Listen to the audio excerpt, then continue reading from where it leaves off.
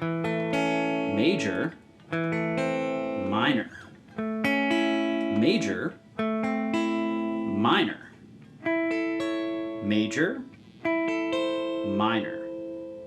But why? Hey guys, TJ here. Today we're going to be looking at the basics of constructing chords. Let's get to it.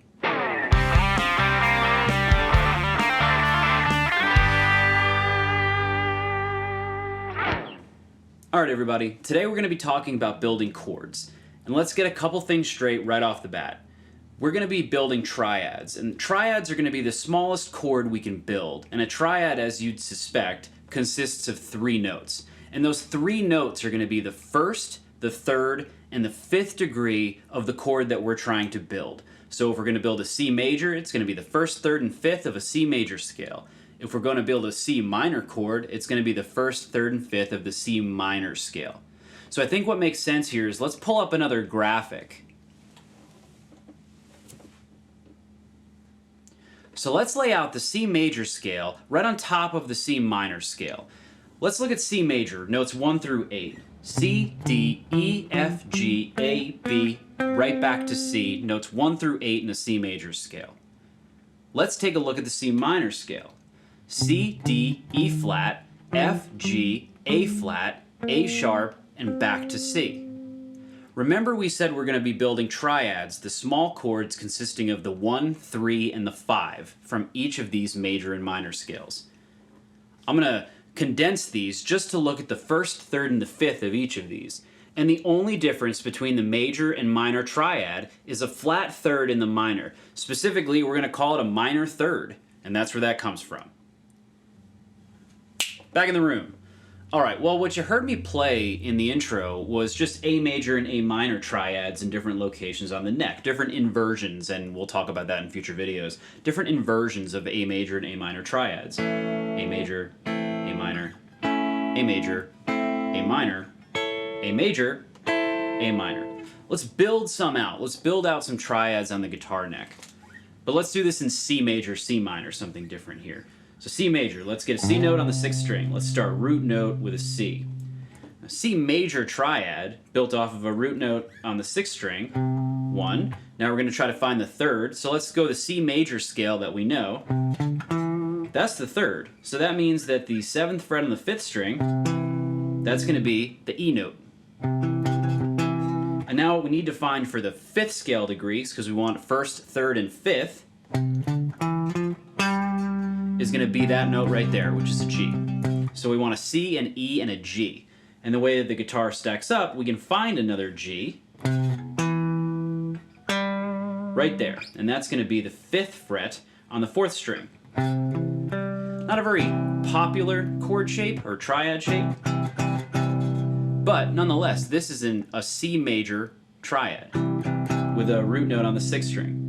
That also means that to find the C minor triad, all we have to do is lower the 3rd scale degree by half step. And there's your C minor triad, which is built off of the C minor scale. Instead of... So now we have C major triad, C minor triad. Let's find another location for a C major, C minor triad. Let's go with the 4th string. We'll find a C note on the 4th string, and that's going to be at the 10th fret, C. Following the same exact methodology, we'll find the 3rd. And the 3rd is going to be the E note, and that's going to be the 9th fret of the 3rd string. Now we can find the 5th. We're going to find that G note, and we're going to find another G note at the 8th fret of the 2nd string, which brings our C major triad to this shape. By lowering the 3rd again half a step, we can get the minor triad. So now we've actually found 2 different locations for C major and C minor chords.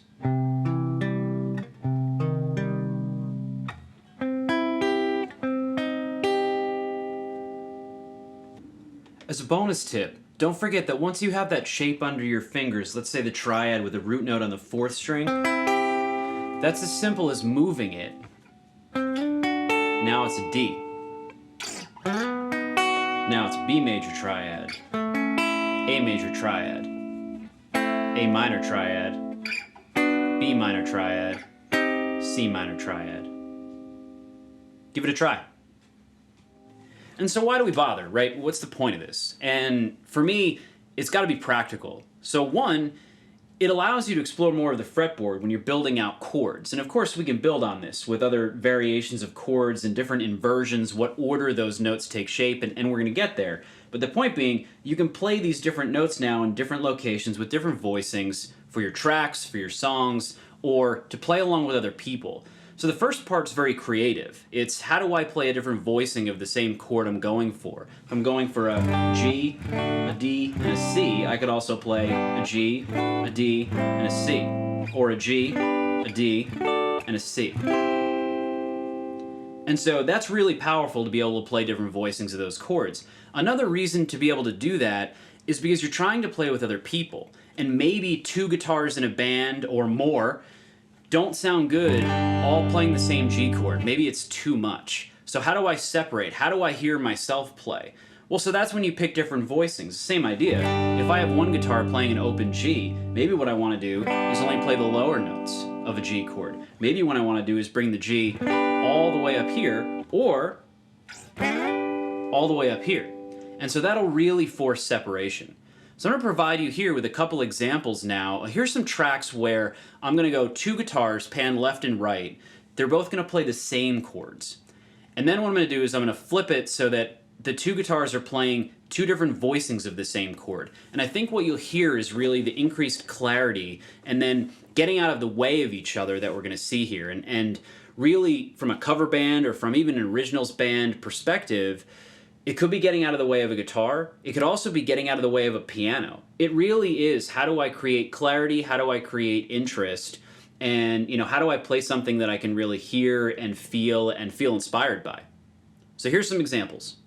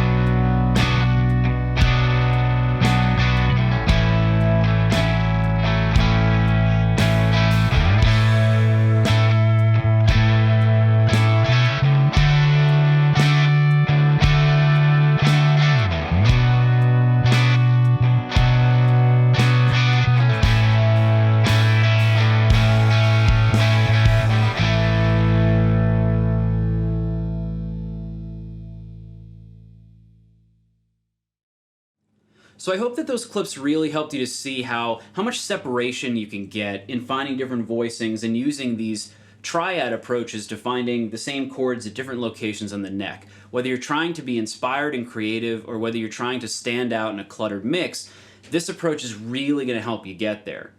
If you've liked this video, please like and subscribe because I'm going to be building out more content, and by subscribing to the channel you'll be updated every time a new video pops up. Can't wait to see you guys in the next one.